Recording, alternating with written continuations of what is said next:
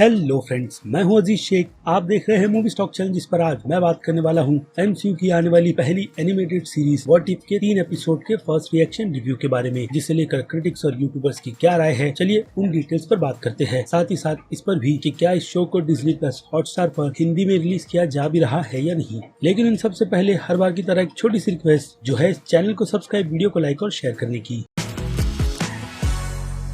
So friends, तो सबसे पहले इसके बारे में ही बात कर लेते हैं कि क्या ये शो हमें डिज्नी प्लस हॉटस्टार पर हिंदी में देखने मिलेगा भी या नहीं। वेल, तो लोकी की सीरीज की तरह इस बार भी मैंने हॉटस्टार वालों से बात की थी ट्विटर पर, जिनकी तरफ से रिप्लाई इस सीरीज को अभी के लिए तो हिंदी में डब करने का नहीं किया गया है। ऐसी कंफर्मेशन उनकी तरफ से लोकी की सीरीज को भी लेकर की गई थी, और एक दिन बाद जाकर जब सीरीज रिलीज हुई थी तब मुझे हॉटस्टार वालों की तरफ से कंफर्मेशन दी गई थी कि वो लोग अब लोकी की सीरीज को हिंदी में डब कर रहे हैं। तो शायद ऐसा ही कुछ व्हाट इफ के केस में भी हो सकता है, जिसके ज्यादा चांसेस मुझे नहीं लगते। रीजन है व्हाट इफ की हाइप, जो मुझे लगता है कि इंडिया में एमसीयू की बाकी दूसरी फिल्मों के हिसाब से उतनी ज्यादा नहीं होगी, क्योंकि कई सारे एमसीयू फैंस एनिमेटेड फिल्में देखना पसंद नहीं करते, और ये प्रोजेक्ट भी उन्हीं में से एक है। जिनके लिए एक बात मैं कंफर्म कर देता हूँ कि खुद केविन फैगी की तरफ से ये बात कंफर्म की गई है कि ये शो एमसीयू के ही यूनिवर्स का हिस्सा है, जिसका पता तो हमें इसके ट्रेलर को देखकर ही चल जाता है कि व्हाट इफ की सीरीज कॉमिक बुक से इंस्पायर कर एमसीयू के यूनिवर्स पर बनाई गई उन कहानियों पर बेस्ड है, जिन कहानियों को हमने पूरे 10 से 11 साल तक एमसीयू के यूनिवर्स में होते हुए देखा है। और हाँ, अवेंजर्स का फेस ऑफ थैनोस की आर्मी के साथ भी। तो उन्हीं सारी चीजों में व्हाट इफ लगा दिया गया है, जिसमें से इसका पहला एपिसोड पैगी कार्टर की ओरिजिन पर फोकस करेगा, यानी कि स्टीव की जगह पैगी कार्टर बनेगी कैप्टन ब्रिटेन, और स्टीव रॉजर उसे सपोर्ट करेगा आयरन मैन की ही तरह सूट में बैठकर। जिसे कौन बिल्ड करेगा उसकी डिटेल मुझे आपको देने की जरूरत है नहीं। उसके अलावा कंफर्मेशन पैगी कार्टर के कैरेक्टर की इस सीरीज को पूरी तरीके से लीड करने की भी है, क्योंकि एक रूमर कह लो या फिर कंफर्मेशन जो कहीं ना कहीं इस कैरेक्टर को ऐसा दिखाने की है जिसे आज तक हमने एमसीयू के यूनिवर्स में देखा नहीं, या फिर सिंपली कहूँ तो इस कैरेक्टर को लेकर कुछ और भी किया जाना है एक्सपेरिमेंट के तौर पर, जिनमें से व्हाट इफ की सीरीज तो है ही, जिसके बाद जाकर हम इस कैरेक्टर को डॉक्टर स्ट्रेंज 2 फिल्म में भी देखने वाले हैं। अब ये एक रूमर है जिसे कई लोगों की तरफ से कंफर्म किया गया है, तो शायद इसके चांसेस है कि हम पैगी कार्टर के कैरेक्टर को सच में डॉक्टर स्ट्रेंज 2 फिल्म में देखने वाले हैं। अब बात रही इसके पहले एपिसोड की, तो क्रिटिक्स की तरफ से इसके पहले एपिसोड को ज्यादातर तो लोगों ने वंडर वुमन 1 फिल्म से कंपेयर किया है, यानी कि जो चीजें फैंस को डीसी के यूनिवर्स की पहली वंडर वुमन फिल्म में देखने नहीं मिली थी, उन सभी चीजों का बहुत ही अच्छी तरीके से फायदा उठाते हुए इस फिल्म में वो सारी की सारी चीजों को डाला गया है, यानी कि वर्ल्ड वॉर के सारे इवेंट्स जिन्हें कवर ये सीरीज, यानी कि इसका पहला एपिसोड आधे घंटे में बहुत ही अच्छी तरीके से करेगा। साथ ही साथ ये चीज फैंस को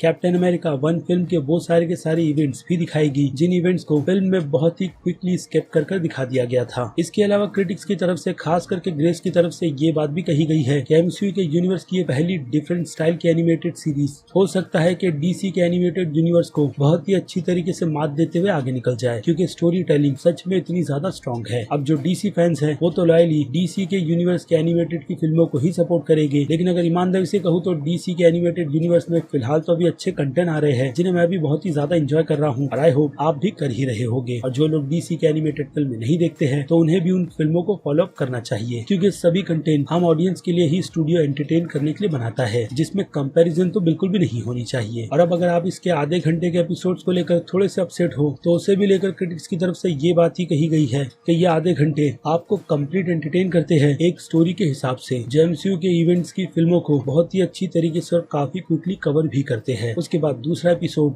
चैडविक बॉसमैन की आवाज में है, यानी कि तचाला के, जो ब्लैक पैंथर नहीं बल्कि स्टार लॉर्ड का कैरेक्टर है, क्योंकि योंडू ने उसे चुना था, जिसके बाद से गार्डियंस ऑफ द गैलेक्सी की पूरी हिस्ट्री ही बदल गई। और नो डाउट ये सीरीज आपको काफी ज्यादा इमोशनल करने वाली है, जिसका रीजन आप सभी को पता है। साथ ही साथ इस एपिसोड को लेकर स्टोरी के हिसाब से अच्छा भी कहा गया है। लेकिन जो बात करें इसके थर्ड एपिसोड की, तो थर्ड एपिसोड हमें अवेंजर्स फिल्म के इवेंट में ले आता है, यानी कि अवेंजर्स 1 के, जिसमें निक फ्यूरी अवेंजर्स की टीम को असेंबल करने के लिए निकलते हैं। लेकिन स्टार्ट के कुछ ही देर बाद हमारे सामने कई सारे शॉकिंग मोमेंट्स को लाया जाता है, जिससे कुछ फैंस अपसेट हो गए तो कुछ को मजा आएगा, क्योंकि ये व्हाट इफ है। और इसके थर्ड एपिसोड्स को लेकर क्रिटिक्स की तरफ से ज्यादा डिटेल तो दी ही नहीं गई है, क्योंकि उसमें हमें कई सारे कैरेक्टर्स की डेथ दिखाई जाती है। अब आप समझ सकते हो कि वो डेथ ऑब्वियसली हमारे सुपर हीरोज की ही होगी, यानी कि अवेंजर्स की टीम के मेंबर्स की। और जो बात सभी क्रिटिक्स को पसंद नहीं आई है वो यही है कि कुछ बड़े नाम इस सीरीज के साथ में नहीं जुड़े, जैसे कि Dave Batista, Scarlett Johansson, Chris Evans और रॉबर्ट डॉनी जूनियर, जिन्हें आप इस सीरीज में बहुत ही ज्यादा मिस करोगे, खास करके वो लोग जो लोग इस शो को इंग्लिश में देखेंगे। लेकिन ड्रैक्स के कैरेक्टर की वॉइस जिस किसी भी वॉइस आर्टिस्ट ने दी है, वो आपको यही सोचने पर मजबूर कर देती है कि डेव बटिस्टा ने ही उस कैरेक्टर की वॉइस दी होगी, लेकिन असल में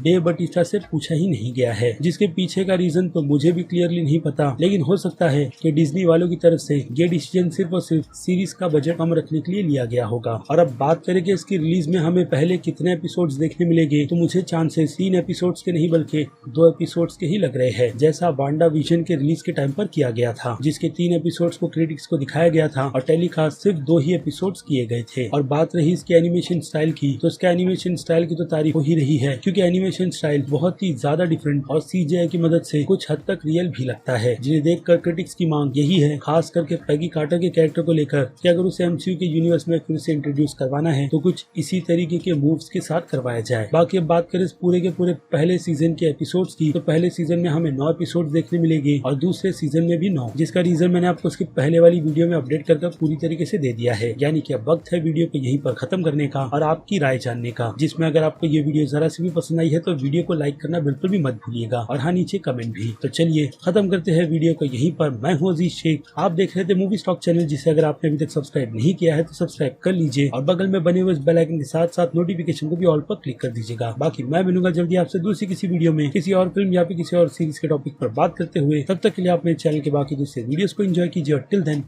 बाय।